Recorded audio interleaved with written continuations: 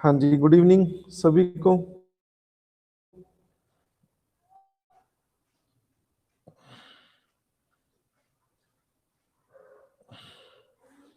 हाँ जी, good evening. हाँ जी, सभी को गुड इवनिंग जी।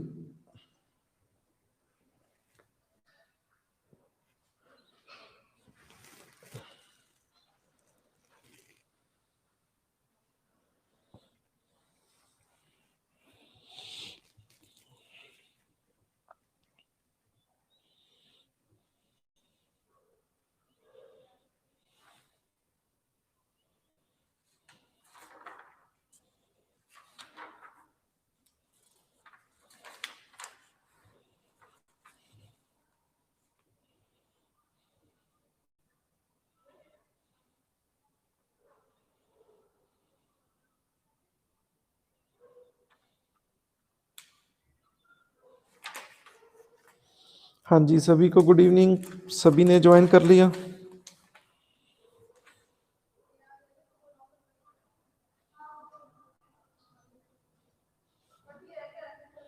पहले क्वेश्चन का आंसर क्या है?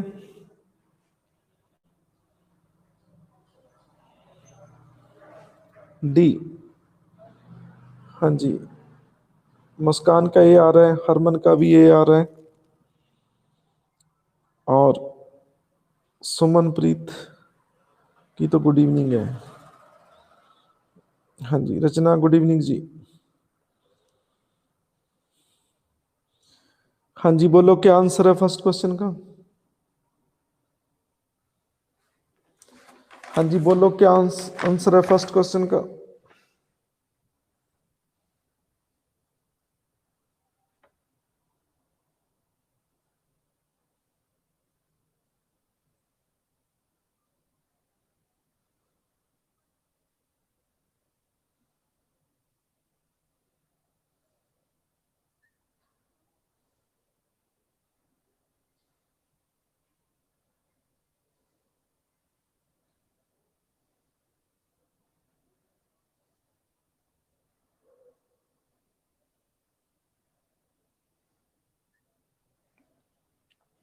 डी। हाँ जी, प्रेज द लॉर्ड जी।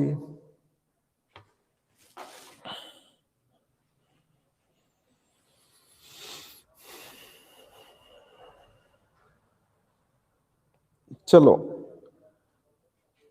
ये पहली बॉल पे अमित का sixer, D is correct answer. और अंकित का भी डी आया है, और रितेश, तमन्ना और आरती गिल, सभी को बहुत बहुत ब्लेसिंग मेरी तरफ से लड्डू मिलते हैं। D is correct answer. कहते it is binding on the state that a uniform civil code must be made applicable to all. कहते स्टेट पे बाइंडिंग है कि स्टेट यूनिफॉर्म सिविल कोड लागू करेगा ही करेगा।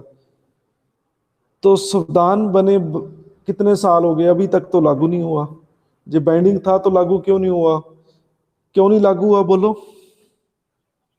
हाँ जी, बोलो, मुझे आंसर दो, क्यों नहीं लागू हुआ अभी तक?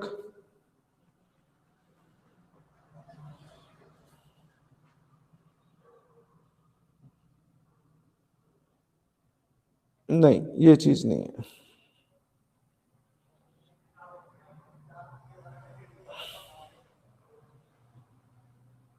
फेडरल स्ट्रक्चर, चलो हो सकता है आंसर। तो अंकित का बिल्कुल ये पहली बॉल पे great sixer, because it is not binding. ये बाइंडिंग नहीं है। अंकित, आपको बहुत बहुत ब्लेसिंग और मेरी तरफ से आपको लड्डू मिलते हैं। कारण क्या है? ये directive principle of state policy में दिए हुए हैं। तो आर्टिकल 36 किसी ने पढ़ा हो? ठीक है, 36 में डेफिनेशन दी है। आर्टिकल 37 ये कहता है कि आप कोर्ट में नहीं जा सकते इसको इम्प्लीमेंट करने के लिए। Directive principle of state policy binding नहीं है, सरकार पे ये बाइंडिंग नहीं है आर्टिकल 37 के मुताबिक। तो इसलिए फर्स्ट स्टेटमेंट गलत है। बोलो, सभी को ये चीज समझ आई या नहीं आई?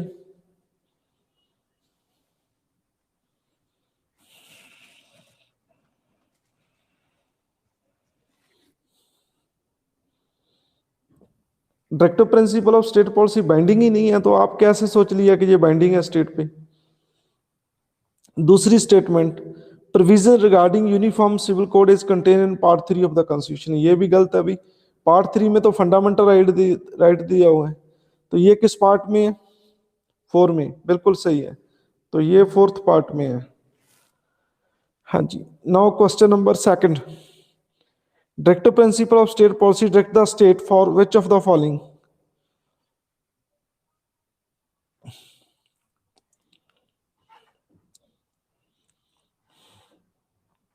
ये तीनों है या तीनों नहीं है? तो ये तीनों ही है, ठीक है। To secure social order for promotion welfare of the people, किस आर्टिकल में दिया ये? वेलफेयर करेगा स्टेट लोगों की, किस आर्टिकल में दिया? 38, बिल्कुल सही आंसर है 38। और to separate judiciary from executive, ये किस आर्टिकल में दिया है? 50, बिल्कुल सही है। टू इम्प्रूव पब्लिक हेल्थ, ये किस में है? 47, ओके, बिल्कुल सही कह रहे हैं। मैंने आपको निमोनिक मेथड से भी याद कराया था, 47।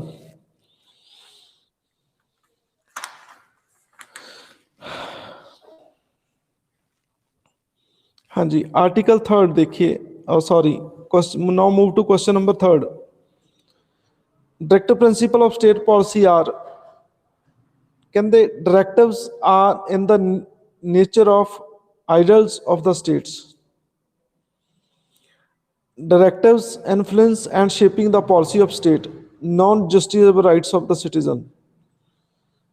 तो कौन सी स्टेटमेंट करेक्ट है? ठीक है,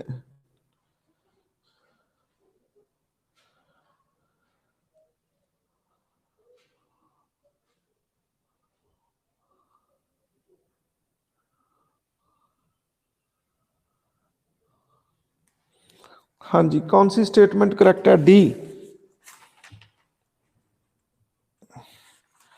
डी, डी।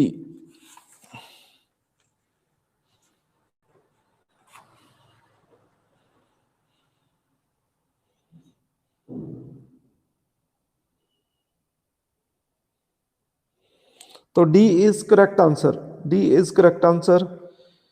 ये आइडल्स हैं, ये स्टेट के आइडल्स हैं, नेचर नेचर बताता है directives in the nature of ideals of the state, ये स्टेट के आदर्श हैं जिनको वो गेन करने की कोशिश करेगा।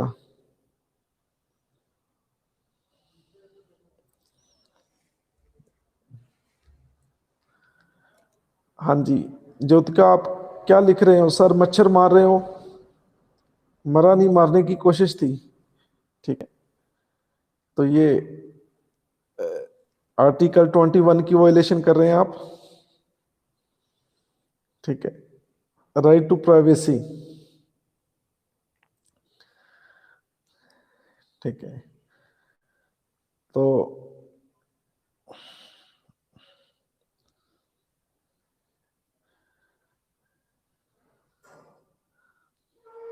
ओके, देखो सुप्रीम कोर्ट पे केस लग जाएगा आपके खिलाफ।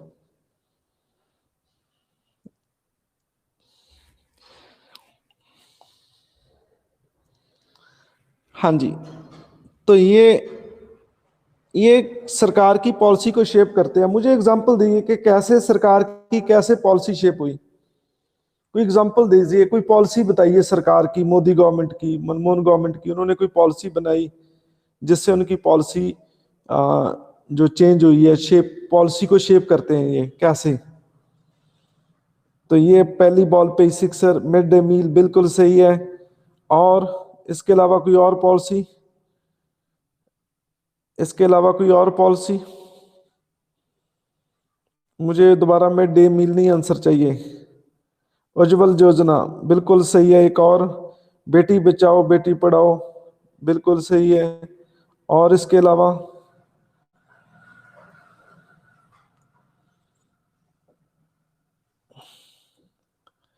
इंद्रधनुष, बिल्कुल सही है, बच्चों को लेकर भी है डायरेक्टिव प्रिंसिपल स्टेट पॉलिसी। और कोई? पंचायत को ज्यादा एम्पावरमेंट करना, पब्लिक डिस्ट्रीब्यूशन एक्ट, बिल्कुल सही है। और विदेश नीति को लेकर आर्टिकल 51 में ये कहा गया कि इंडिया अच्छे रिलेशन रखेगा और देशों के साथ, इंटरनेशनल लॉ को मानेगा। तो फॉरेन पॉलिसी को लेकर कौन कौन सी पॉलिसी बनी है अभी तक, जिनको शेप करती है वो आर्टिकल 51 फॉरेन पॉलिसी को शेप करता है। एक्ट ईस्ट पॉलिसी, बिल्कुल सही कह रहे हैं, ये मोदी जी की है एक्ट ईस्ट पॉलिसी। और कुछ?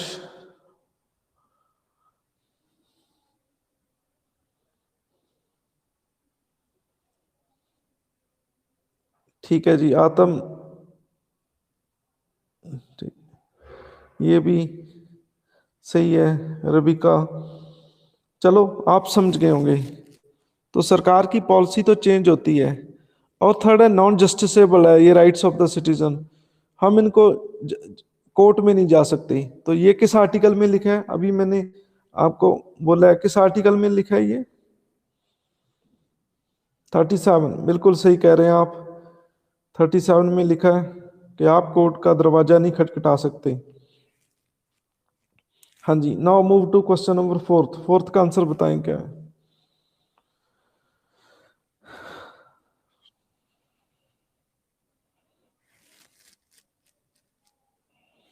Which of the following statement about changes made by 42nd Amendment to the Constitution to direct principle of state policy? First, it enabled state to provide free legal aid to its citizen. It provided for the state to secure particular of workers in the management of undertaking. It required the state to minimize inequality of income and status. तो क्या answer आना चाहिए इसका, fourth का?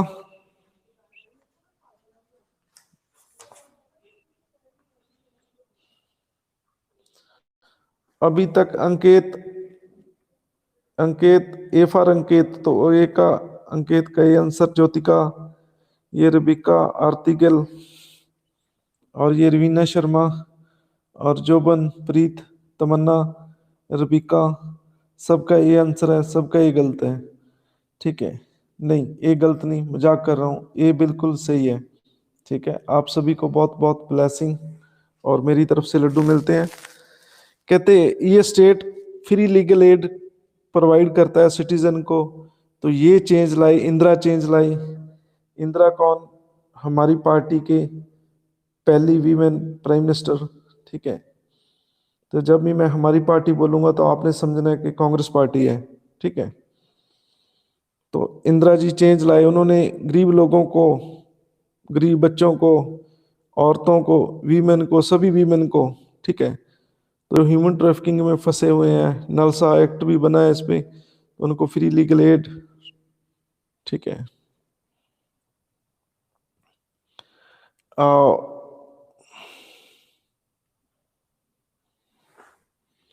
हाँ जी, तो 42nd amendment तो इंदिरा ने की थी।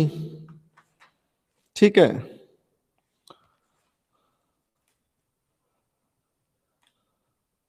ठीक है, सही है। तो फ्री लीगल एड किस आर्टिकल में है? फ्री लीगल एड किस आर्टिकल में? 39A, बिल्कुल सही कह रहे हैं आप। और ये participation of worker in the management, ये किस में है? Participate of worker in the management,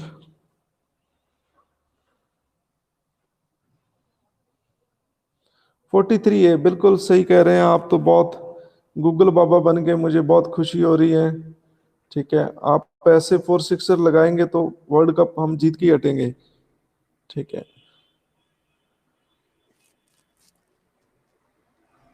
ये इनक्वालिटी मिनिमाइज करनी है। ठीक है, इनक्वालिटी मिनिमाइज करनी है, तो ये अमेंडमेंट नहीं हुई, इनक्वालिटी मिनिमाइज करनी है। ठीक है, इनक्वालिटी मिनिमाइज क्या है? मान लो एक तरफ अबानी जी है और एक तरफ रिक्शे वाला है। ठीक है, तो दोनों को एक जैसा कर दोगे। अबानी भी जाए तो रिक्शा चलाने लग जाए, जाए एक रिक्शे वाला अबानी जैसा अमीर हो जाए। ठीक है, तो ऐसी इनक्वालिटी अभी तक मिनिमाइज हुई है? बोलो सभी, बताओ बहनों भाइयों, हुई या नहीं हुई?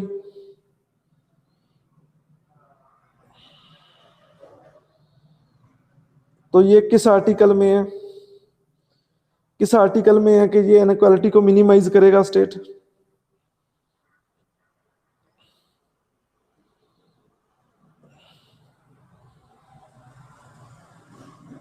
देख लो भाई,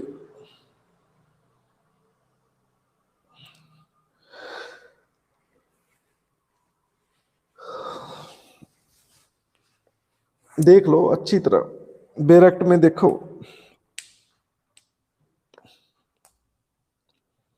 कंफ्यूजिंग है इसमें।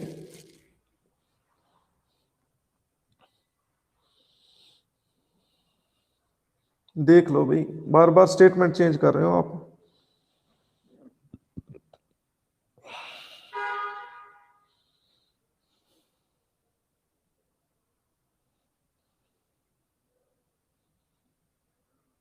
देख लो अच्छी तरह, देख लो बेरेक्ट से, आप बार बार स्टेटमेंट चेंज कर रहे हो।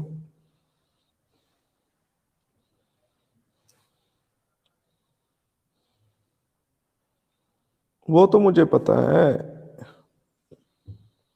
लेकिन मिनिमाइज इनक्वालिटी भी की बात करते हैं। 38 देखो, 38 पढ़ के देखो।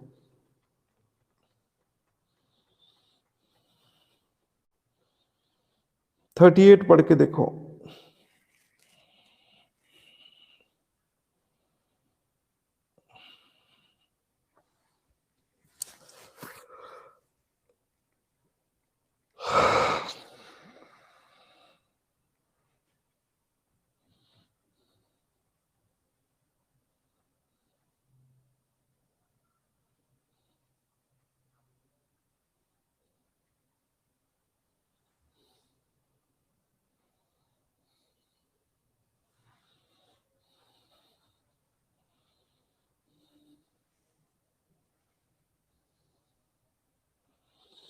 Thirty eight is correct answer. 38 में ये चीज, ये एक दो पर्सन का सही है, रबिका एंड ये अमित, इन दोनों को बहुत बहुत ब्लेसिंग, और मेरी तरफ से लड्डू मिलते हैं आपको।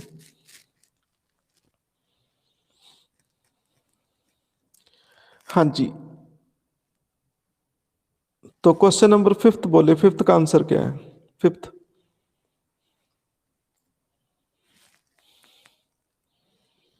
which one of the following is real guiding factor for the state to meet social needs and for establishment of new social order? तो ये तो सिंपल है भाई, take two principle of state policy. Question number 6 देखिए, 6 का answer क्या है?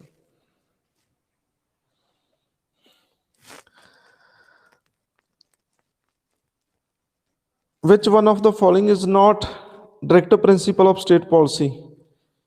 तो डी नहीं है, बाकी सब है। डी नहीं है, बिल्कुल सही आंसर है, सभी का आंसर डी आ रहा है। डी फॉर डॉक्टर, बिल्कुल सही है। और 7th का आंसर बताइए, 7th।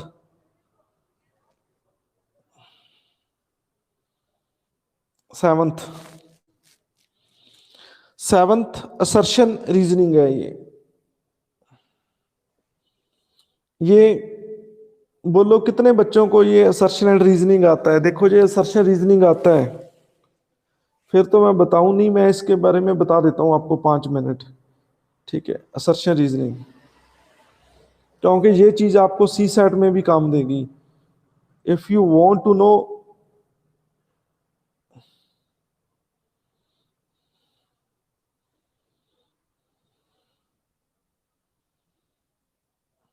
चलो मैं समझाता हूं आपको, बिल्कुल सिंपल वे से कराता हूं।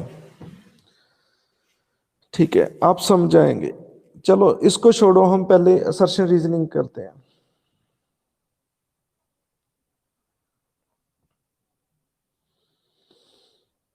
असर्शन क्या होता है?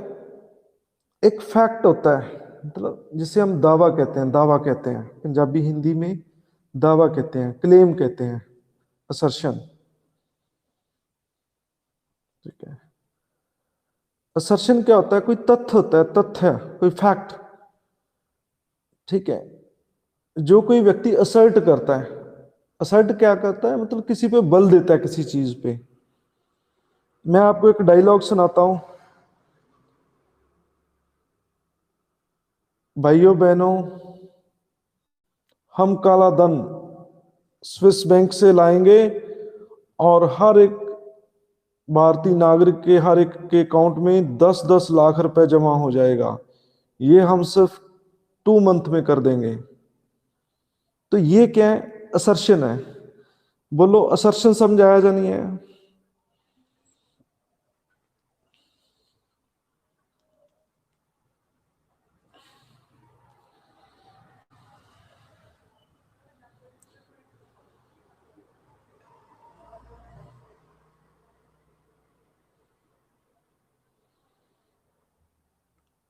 हाँ जी, असर्शन समझाया सभी को? क्या होता है असर्शन, बोलो।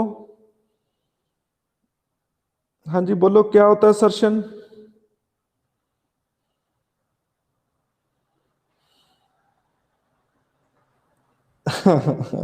शन्ना कह रहे this is a joke not a statement. चलो, मोदी की तरफ से तो असर्शन है ना, ये मान के चलो आप।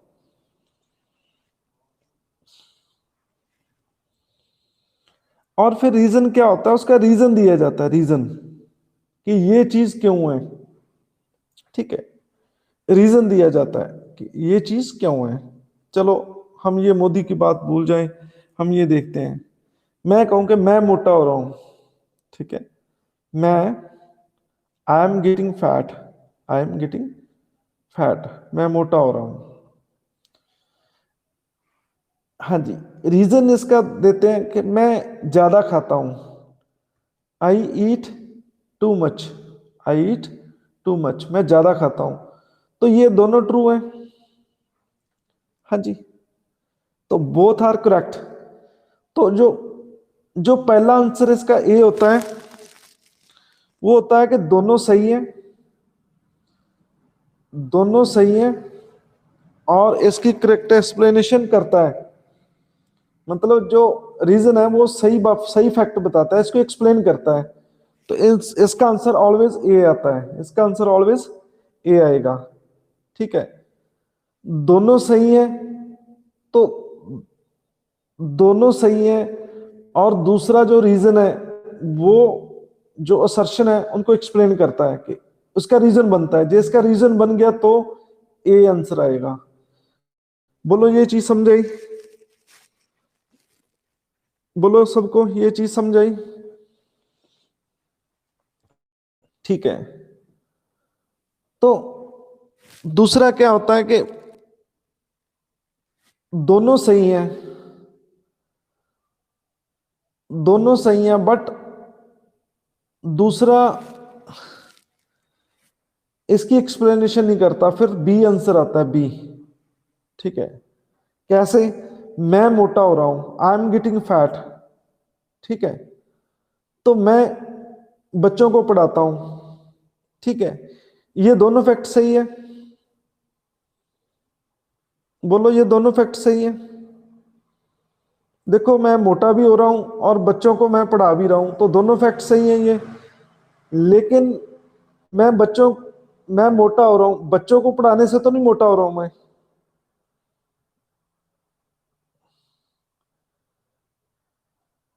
ठीक है, तो इनमें दोनों में रिलेशन नहीं है, लेकिन दोनों सही हैं, दोनों सही हैं, बट इसकी एक्सप्लेनेशन ये रीजन नहीं देता। ठीक है, तो फिर आंसर क्या आएगा? बी आएगा, बी।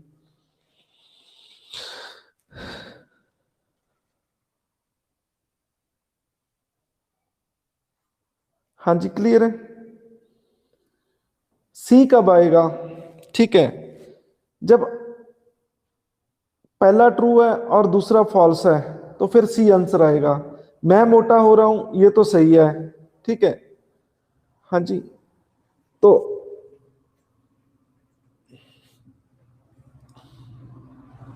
हाँ जी, तो दूसरा हम कहें कि मैं तो झूठ बोलता हूं। ठीक है, तो दूसरा क्या आ जाएगा? फॉल्स आ जाएगा। ठीक है, ना ही उनमें कोई रिलेशन है, क्योंकि झूठ बोलने से थोड़ी कोई मोटा होता है। ठीक है, तो ना ही उसकी एक्सप्लेनेशन करता है, तो फिर क्या आएगा? सी आंसर आएगा। एफ सी से याद रख लो आप, एफ सी। पहला ट्रू, फॉल्स, फिर आंसर क्या आएगा? सी। एफ सी मैंने भी ऐसे याद किया, मैं कोई शक्तिमान नहीं हूं, मैंने याद किया F C, finance commission, finance commission से याद किया मैंने, फाइनेंस कमीशन। हाँ जी, पॉलिटी में नहीं, फाइनेंस कमीशन, आर्टिकल 280 के तहत, जो सेंटर और स्टेट के बीच में पैसे का सिफारिश करता है पैसे देने की, ठीक है। एफसी से याद कर लो, मैंने भी ऐसे किया है कि जल्दी जल्दी हम क्या आंसर देंगे, ठीक है। तो टीएफ बन रहा है तो आंसर क्या आएगा, सी आएगा। बोलो ये चीज क्लियर है?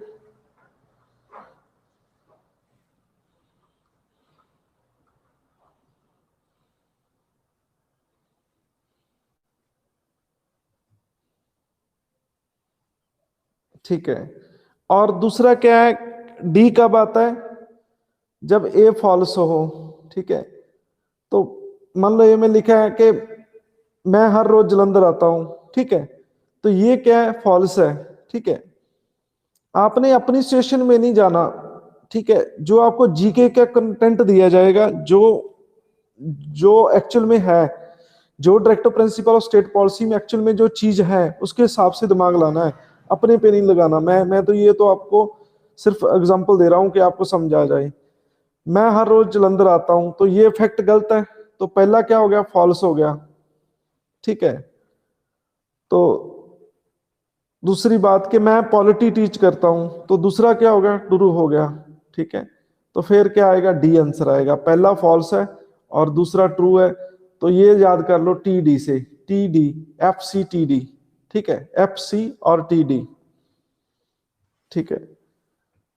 एफ सी और टी डी से, और जो पहले दो है वो याद कर लो आप, ठीक है। दोनों ट्रू ए, और दोनों ट्रू बट एक्सप्लेनेशन नहीं देता, तो फिर बी आएगा। सी पहला ट्रू दूसरा फॉल्स, सी आएगा। और पहला पहला फॉल्स और दूसरा ट्रू, तो फिर आंसर क्या आएगा, डी आएगा। तो ये सभी को सर्च एंड रीजनिंग याद हुआ कि नहीं हुआ, बोलो ये चीज समझ आई या नहीं आई?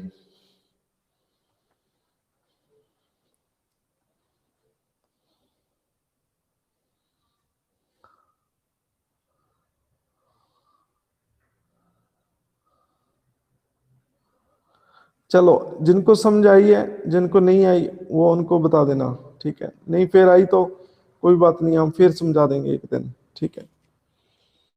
ਹੁਣ आप देखो, directive principle of state policy contain the constitution of India are relevant in determine the limit of reasonable restriction laid in on article 19 dealing with the fundamental rights to freedom। तो पहला सेक्शन क्या कहता है, कहते हैं कि जो DPSP है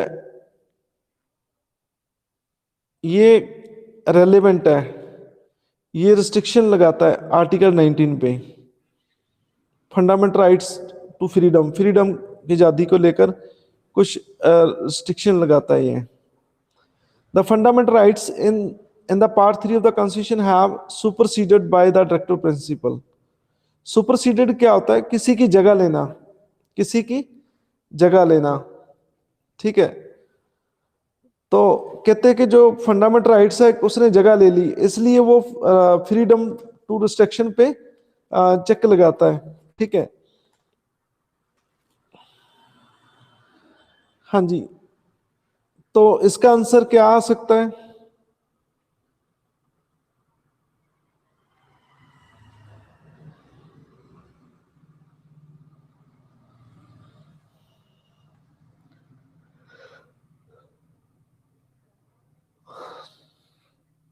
हाँ जी, क्या आंसर आ सकता है, बोलो।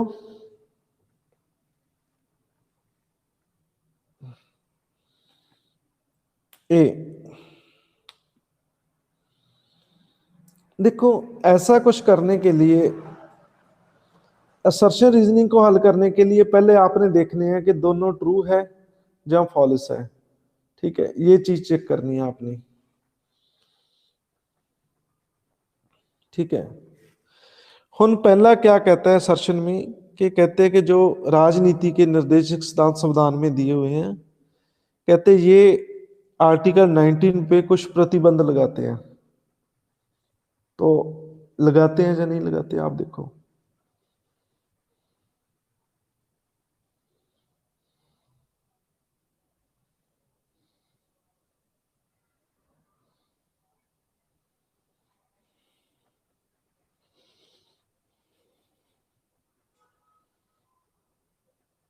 हाँ जी, अमित का आंसर आया नो, और हरमन प्रीत का आंसर आया है नो। कोई और यस वाला हो तो मुझे बता दो।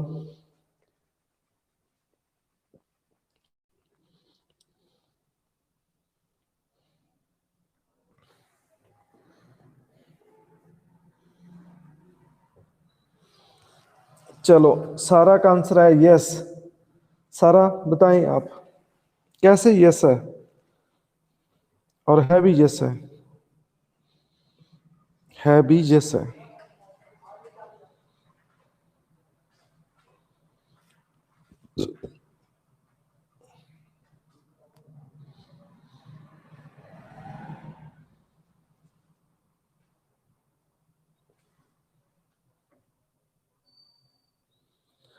तो ये बिल्कुल सही आंसर है, freedom to adopt any profession, Harsimranpreet Kaur.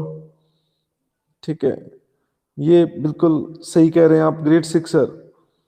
हम कोई भी प्रोफेशन अपनाएंगे तो उधर लिखा है कि आप इनक्वालिटी मिनिमाइज करना है।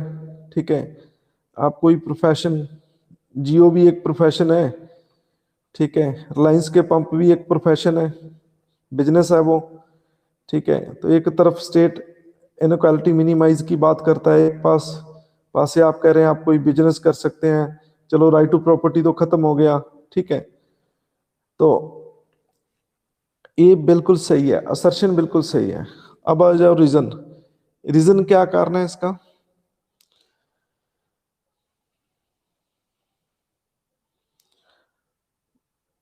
सुपरसीड क्या होता है?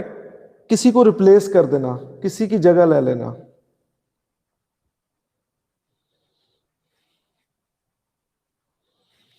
कहते इसका कारण क्या है?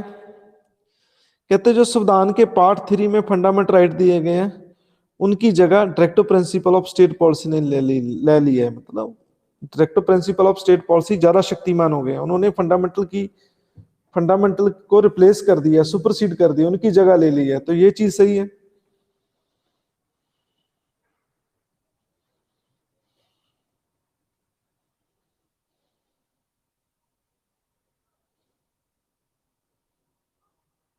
ये चीज सही है, बोलो। हाँ, मुझे बताओ। एक तो हमारा टूर हो गया। अरे भी कहाँ जगह ले ली है, हम तो पढ़ा है भाई, आप कोर्ट में नहीं जा सकते, आप इसको इम्प्लीमेंट नहीं करा सकते। ठीक है, ये तो सिर्फ जो हम डेली बातें करते हैं अपने बच्चों से कि बच्चों, आपने मोबाइल को हाथ नहीं लगाना, आप हाथ भी लगा रहे हैं, आप फेसबुक भी चला रहे हैं, आप कोई सांप सूप भी निकाल रहे हैं। ठीक है, आप दोस्तों के साथ चैटिंग भी बड़े तन मन से पूरी एफर्ट्स लगाते हो, जैसे कोई यूपीएससी का पेपर क्वेश्चन अटेम्प्ट कर रहे हो। ठीक है, तो ये तो directive principle of state policy तो ऐसे है। ठीक है, तो ये कहाँ फंडामेंटल राइट को कैसे सुपरसीड कर देंगे? भाई क्या बात करते हो आप लोग।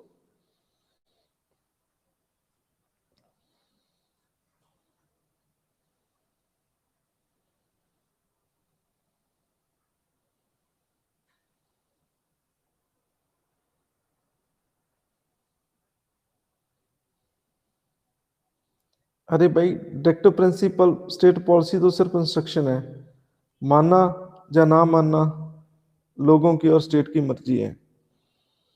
37 आज मैंने कराया था कि आप कोर्ट में नहीं जा सकते।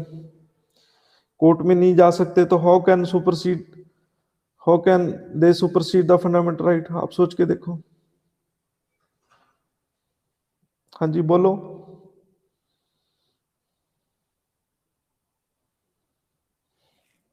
दूसरा फॉल्स है, तो आंसर क्या आएगा? बोलो। एफ के साथ क्या आता है? सी, फाइनेंस कमीशन, एफ सी। चलो, 8th क्वेश्चन पे जाओ आप। Question number 8।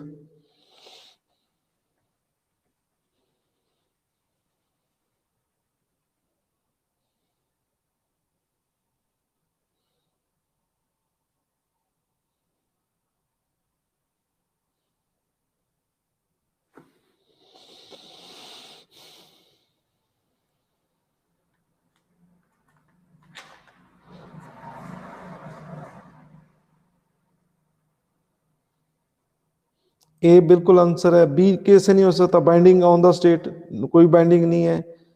Enforceable at the instance of president, president पे कहने पे कहते हैं इन्फोर्स किया जा सकता है, भाई ये भी बिल्कुल नहीं है। जब कहते कोर्ट नहीं करा सकती तो प्रेसिडेंट कैसे करा सकता है? ठीक है। हमारे कॉन्स्टिट्यूशन का चौकीदार कौन है? बोलो, हमारे संविधान का चौकीदार कौन है? सुप्रीम कोर्ट, बिल्कुल सही कह रहे हैं आप, सुप्रीम कोर्ट है। तो भाई सुप्रीम कोर्ट नहीं कर सकती तो राष्ट्रपति जी कैसे करेंगे? ठीक है। लोगों के राइट को प्रोटेक्ट करना सुप्रीम कोर्ट का काम है।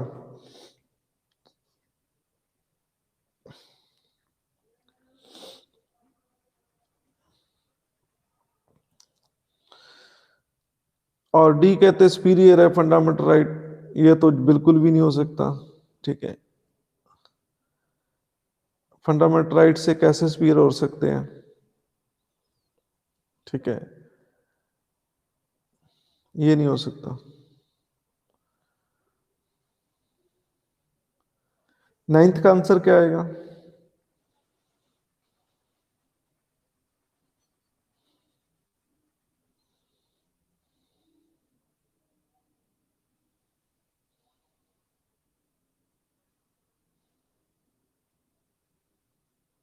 ये तीनों ही आएंगे, डी इज करेक्ट आंसर, तीनों ही हैं। मॉन्यूमेंट को प्रोटेक्ट करना है, किस आर्टिकल में लिखा है ये? स्टेट मॉन्यूमेंट को प्रोटेक्ट करेगा।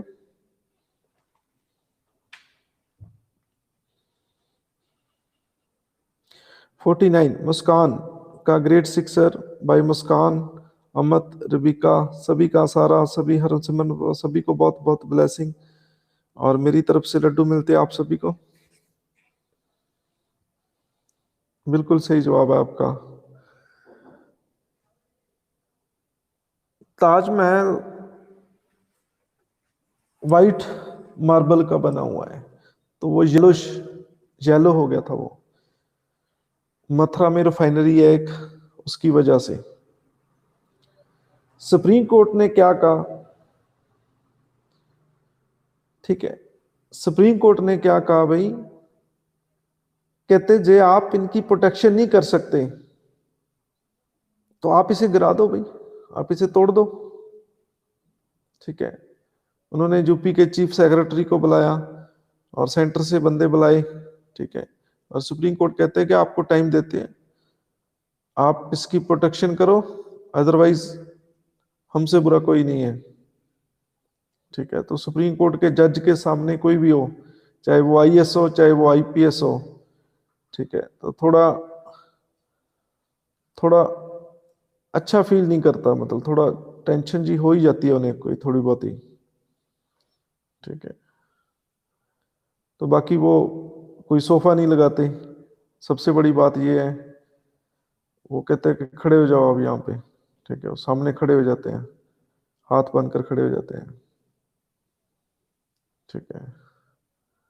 तो कई बार तो सर्दी में भी पसीना आ जाता है वहाँ पे बड़े बड़े लोगों को, दिसंबर और जनवरी के महीने में भी।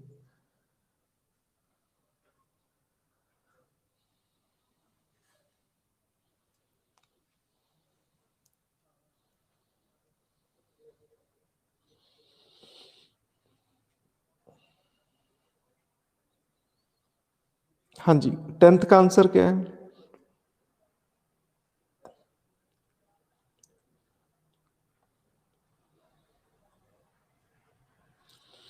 To protect all monument of historic interest national importance, article 50, ये बिल्कुल गलत है, बाकी सब सही है।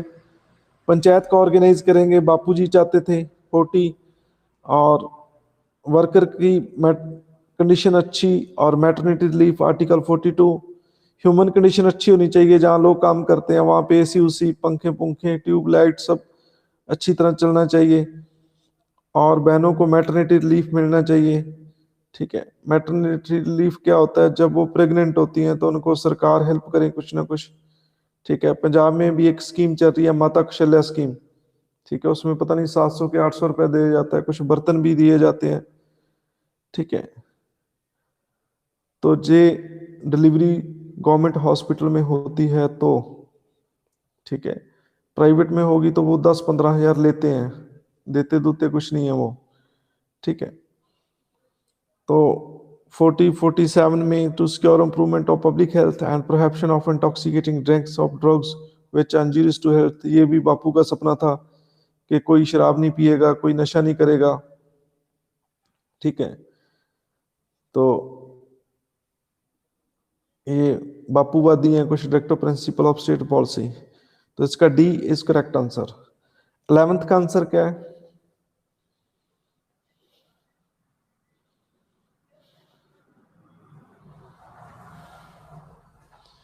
Which one of the following is not direct principle of state policy? State shall endeavor to promote adult education to eliminate illiteracy. ये बिल्कुल सही है।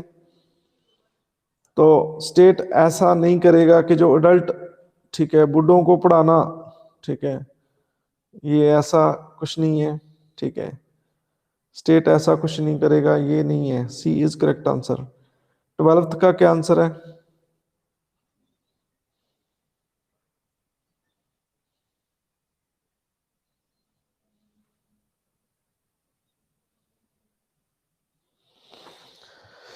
हाँ जी, 12th का आंसर क्या है? C to establish a religious state.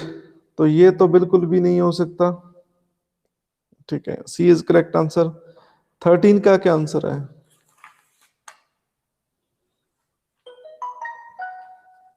हाँ जी, 13 का क्या आंसर है?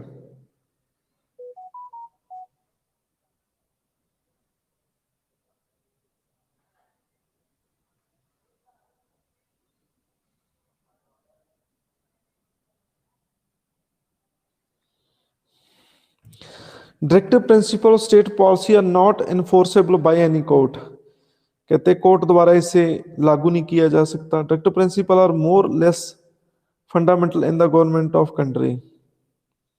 ठीक है। तो ये पहले हमने किया था कि ये फंडामेंटल है, फंडामेंटल है, बेसिक चीजें इन the government of the country.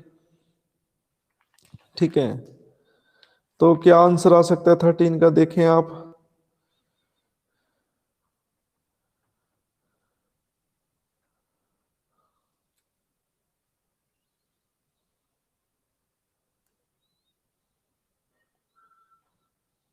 हाँ जी, बी इज करेक्ट आंसर, बिल्कुल सही है। दोनों सही हैं, लेकिन वो एक्सप्लेन नहीं करता।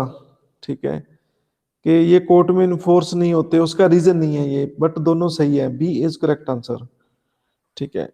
अब नेक्स्ट जाओ 14 में। क्वेश्चन नंबर 14 का क्या आंसर है? 14।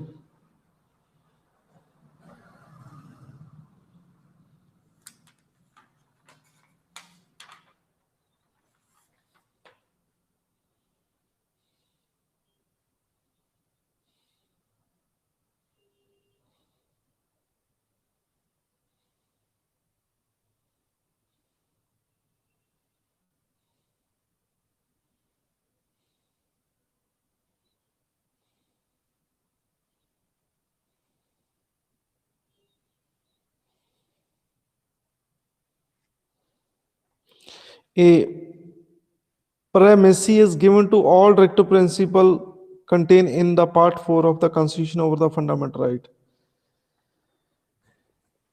देखो, कुछ चीजें एक दूसरे के कॉन्ट्रेरी है। ठीक है, कुछ फंडामेंटल राइट और डायरेक्टिव प्रिंसिपल एक दूसरे के कॉन्ट्रेरी हैं।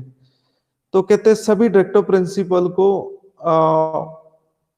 मतलब ज्यादा प्राइमेसी मीन्स ज्यादा इंपॉर्टेंस दी गई है। तो ये चीज सही है? बोलो, ये चीज सही हो सकती है?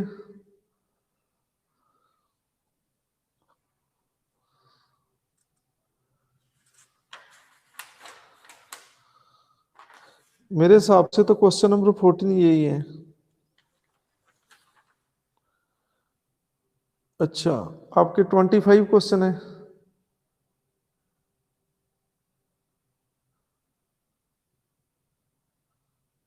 नहीं, आपको ये क्वेश्चन नहीं मिला?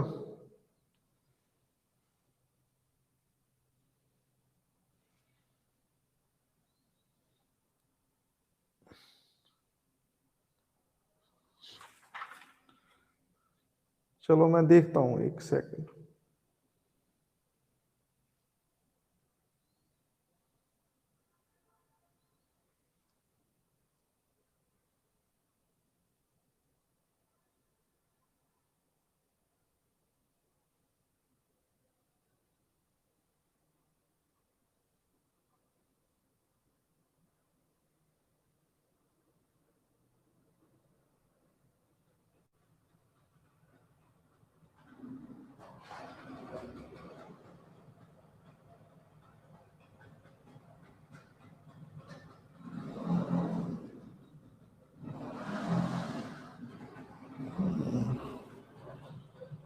चलो ये मिस हो गई।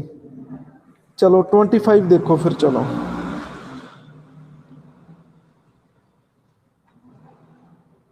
चलो कोई बात नहीं है, फिर अभी कर लेंगे, देखते हैं, फिर मैं आपको भेज देता हूँ फिर पीडीएफ में।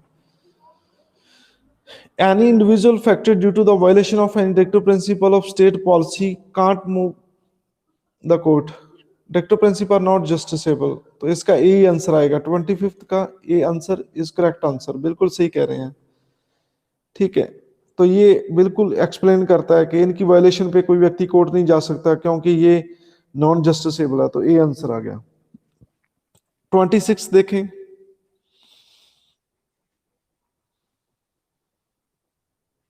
हाँ जी 26 देखो।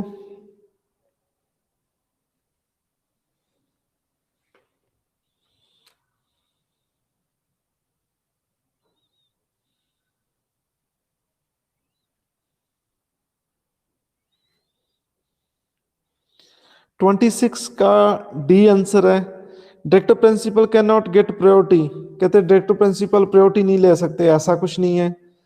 Director principle always get priority over fundamental right, ये भी गलत है, ऑलवेज नहीं है। Fundamental rights always get priority over director principle of state policy, ये भी गलत है। In some cases director principle को ज्यादा प्रायोरिटी मिल सकती है। कैसे? कैसे कोई बताओ, आप एग्जांपल दो मुझे कि इन सम केसेस किस डायरेक्टर प्रिंसिपल स्टेट को पॉलिसी को ज्यादा प्रायोरिटी दी है हमने। बोलो, आप ज्ञान चेक करते हैं आपका।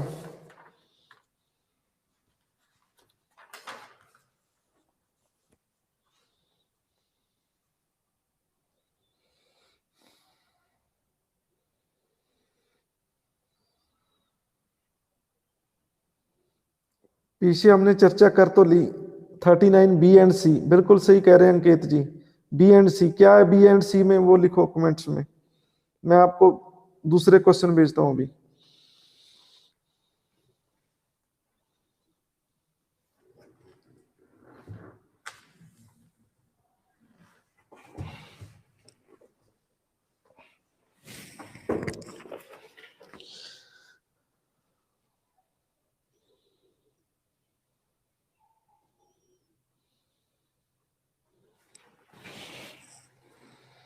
हाँ जी 39 बी में क्या है देखो।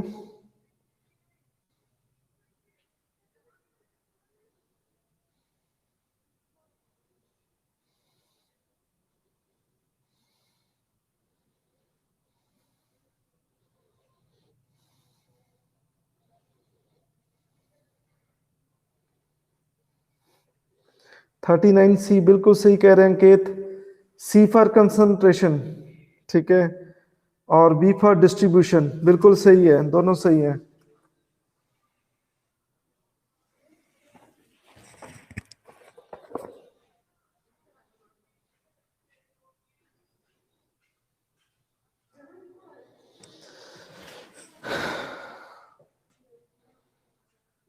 चलो ये क्वेश्चन भी आपको आगे आप अभी डाउनलोड कर लो इसे।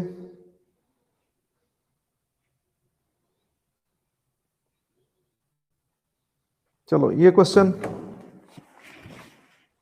डाउनलोड कर लो आप।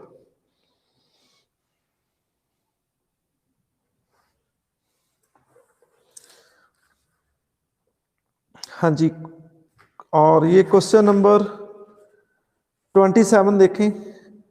Right to work in India is a fundamental right, constitution right, director principle, constitutional duty.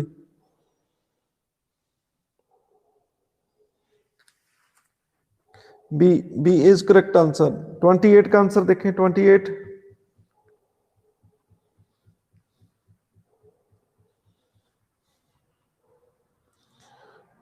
it is legal and constitutional duty of state to provide legal aid, aid to the poor. No one shall be denied justice by the reason of his poverty.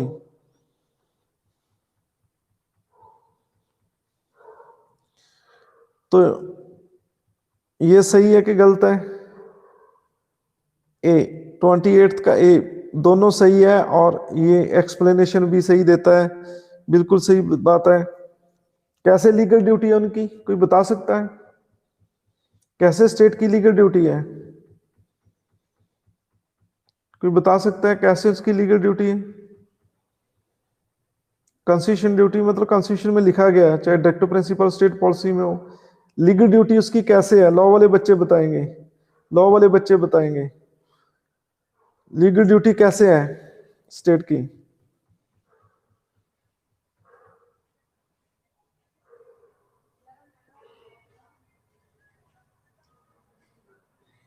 अरे भाई क्या बात कर रहे हो आप? नहीं, अभी तक किसी का आंसर से नहीं है।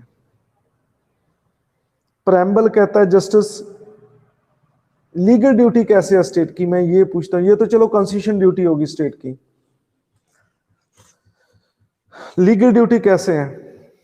नलसा बिल्कुल सही जवाब है। ये ग्रेड सिक्सर, आज तक का सबसे बड़ा great sixer Harsimranpreet Kaur. NALSA act बना है, national legal service authority act 1987, बिल्कुल सही कह रहे हैं। तो सरकार की लीगल ड्यूटी बनती है कि वो गरीब लोगों की हेल्प करें। नलसा एक्ट, बिल्कुल सही कह रहे हैं आप हरसिमरनप्रीत, आपको बहुत बहुत ब्लेसिंग, मेरी तरफ से लड्डू मिलते हैं आपको नलसा एक्ट के लिए, ठीक है। तो ये ग्रेड सिक्सर आज आज आज के मैच का सबसे बड़ा सिक्सर। नलसा एक्ट बना है भाई, नलसा एक्ट बना है, national legal service authority act बना है। स्टेट ऑब्लाइज है लोगों को फ्री एड देने के लिए। 29 का आंसर क्या है?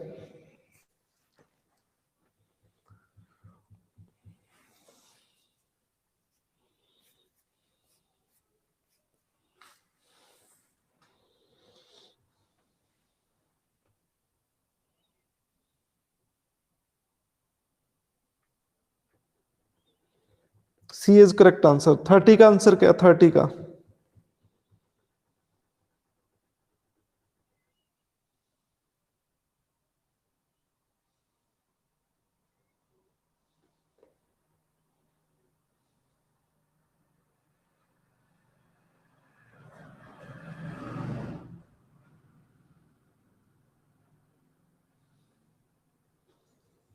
बी इज करेक्ट आंसर, बिल्कुल सही है। 1935 के एक्ट में से इंस्ट्रूमेंट ऑफ इंस्ट्रक्शन कहा गया था कि कुछ स्टेट को इंस्ट्रक्शंस है, तो वही को इन्होंने नाम ले लिया directive principle of state policy. वैसे ये हमने आयरलैंड से कंसेप्ट लिया ऐसा, ठीक है, बिल्कुल सही कह रहे हैं आप। 31 का आंसर क्या है? 31 का।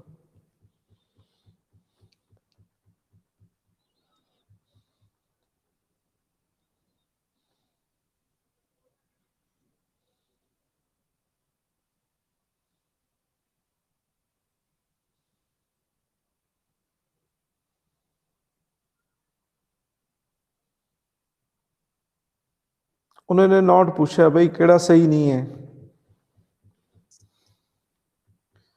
बी डायरेक्टिव प्रिंसिपल है पॉलिटिकल सैंक्शंस।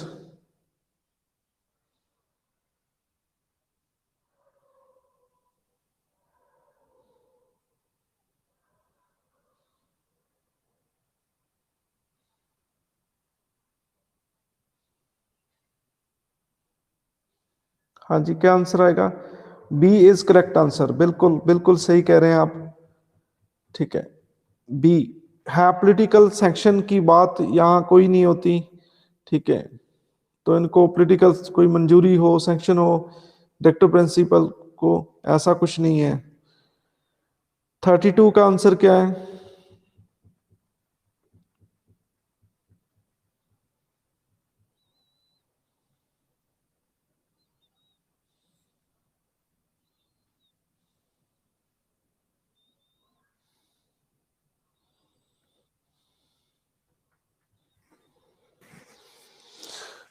32 का आंसर क्या है? ए, अभी तक ए आंसर है, और जिसने भी ए आंसर दिया है सभी का गलत है। डी इज करेक्ट आंसर, ना पहला सही है ना दूसरा सही है। 46 एससी की वेलफेयर की बात करता है भाई, उसे फ्री लीगल एड की बात नहीं करता, ठीक है। 44 तो यूनिफॉर्म सिविल कोड की बात करता है, कॉटन इंडस्ट्री की बात कब करता है? ये कॉटन इंडस्ट्री की कोई बात नहीं करता, दोनों गलत स्टेटमेंट है। चलो, अब आ जाओ क्वेश्चन नंबर आप 14 में। 14 का आंसर बताओ क्या है? आपने डाउनलोड किया कर लिया होगा आई थिंक। 14 का आंसर क्या है? D, D is correct answer. अभी अंकित ने आंसर दिया था कि बी एंड सी, उनको ज्यादा प्राइमेसी हमने दी है, तो 14 का आंसर इज डी। 15 का आंसर क्या है?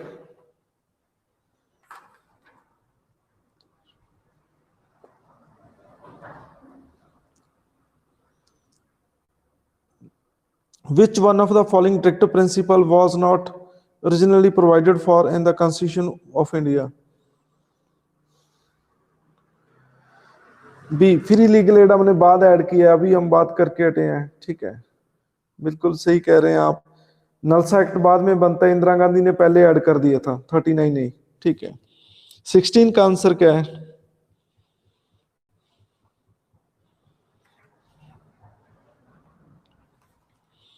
बिल्कुल सही है। 17 का आंसर क्या है? 17 का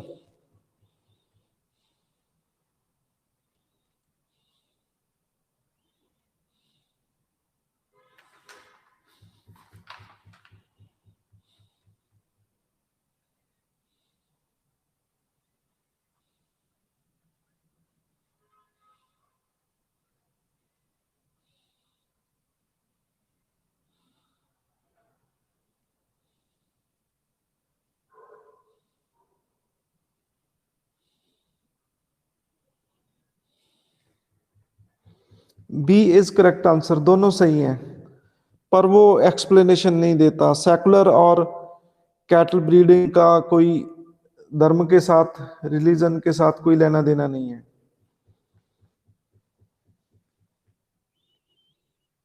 ठीक है, हम ब्रीड को कैसे इंप्रूव कर सकते हैं? ठीक है, हम ब्रीड को कैसे इंप्रूव कर सकते हैं? ठीक है, तो जो अच्छी नस्ल की एनिमल्स हैं, सबसे बढ़िया नस्ल बफ की क्या है? सबसे बढ़िया नस्ल बफ की, बफेलो की।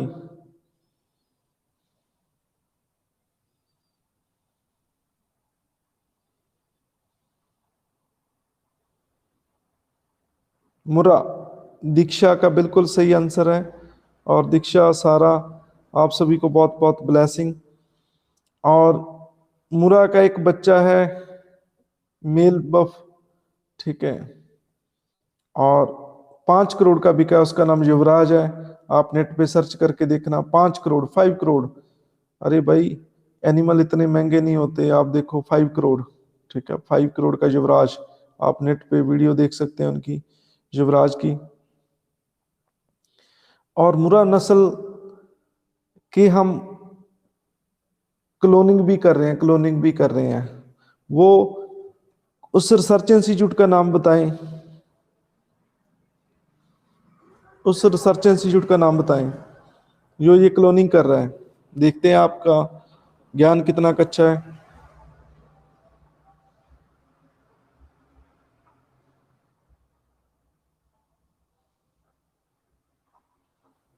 चलो मैं बता देता हूँ, एनडीआरआई, ये करनाल में है, हरियाणा में, नेशनल डेयरी रिसर्च इंस्टीट्यूट है जी, एनडीआरआई। इन्होंने दुनिया की पहली एक बफेलो तैयार की है। ठीक है, उसका नाम क्या है? गरिमा। मुरा नस्ल की है ये, गरिमा।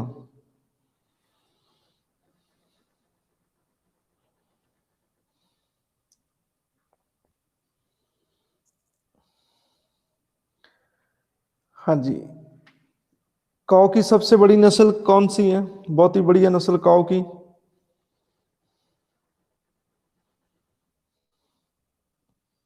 अरे भाई, मैं झूठ थोड़ी बोल रहा हूँ।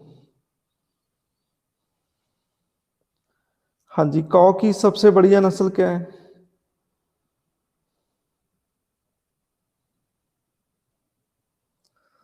साहिवाल।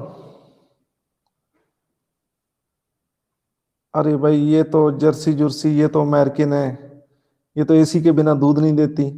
5,000 एसी का बिल आ गया, ठीक है, तो दूध ये 2-4 किलो ज्यादा भी दे देता, उसका क्या फायदा? ठीक है, तो ये साहिवाल है, साहिवाल। ठीक है,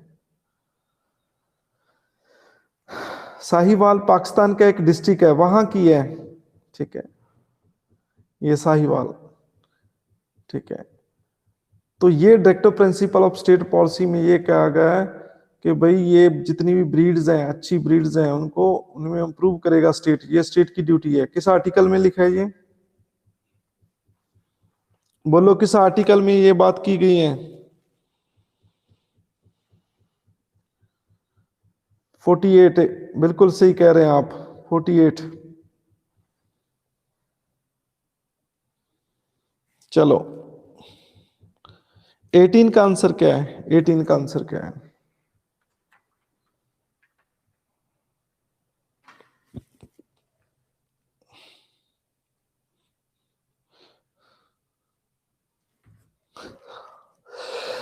sorry, B, uniform civil code for all citizen as well as non citizen.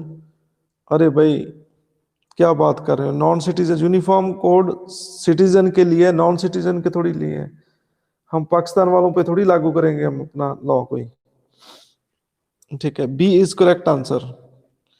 19 का आंसर देखें, 19 का क्या है?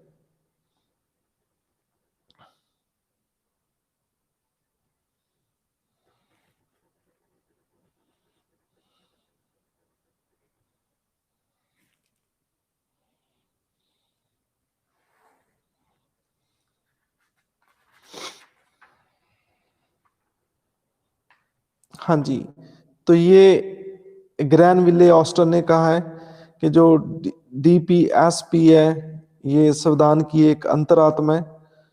ठीक है, ये संविधान की फिलॉसफी को बताती है। तो ये पॉलिटिकल साइंटिस्ट है ये गर्विने गर्विनेली ऑस्टन, तो इन्होंने ये कहा है। तो 19 का आंसर ए है। 20 का आंसर देखे क्या है?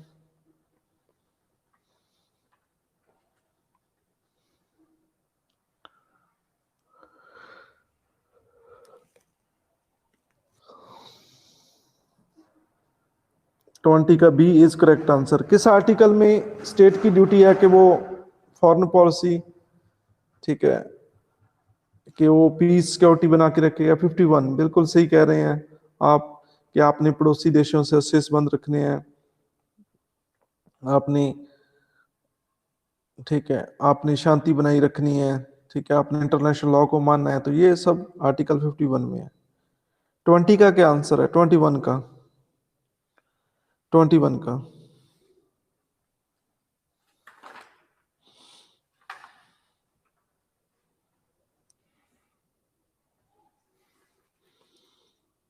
ट्वेंटी वन का ए, 1 एंड 2 बिल्कुल सही आंसर है। 42nd अमेंडमेंट ने थोड़ा give primacy to directive principle over the fundamental right. Minimum case ruled that there has to be a balance between the part 3 and 4 of the constitution.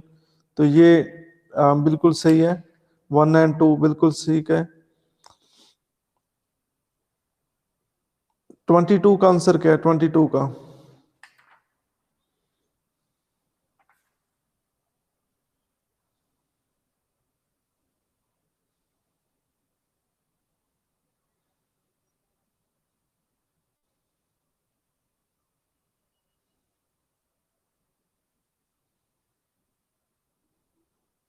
B is correct answer. दोनों सही है, पर are उसकी explanation नहीं देता। बिल्कुल सही है। 23rd का आंसर क्या है? 23rd का,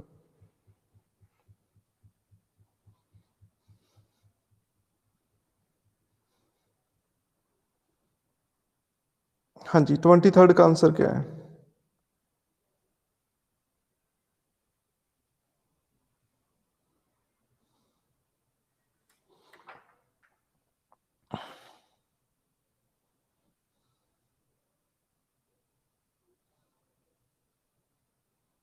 तो एक ही सही आंसर है, C is correct answer.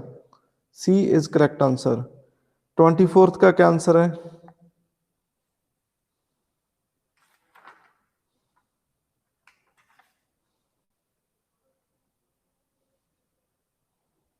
Fundamental fundamental basic चीजें किस लोगों के लिए है? D is correct answer. D state के लिए है भाई, स्टेट को गवर्नेंस के लिए। गवर्नेंस क्या होता है? एडमिनिस्ट्रेशन के लिए। ठीक है, डी इज करेक्ट आंसर। चलो आज का काम इतना ही बहुत है, कल मिलेंगे एक नए टॉपिक के साथ। सभी को गुड नाइट।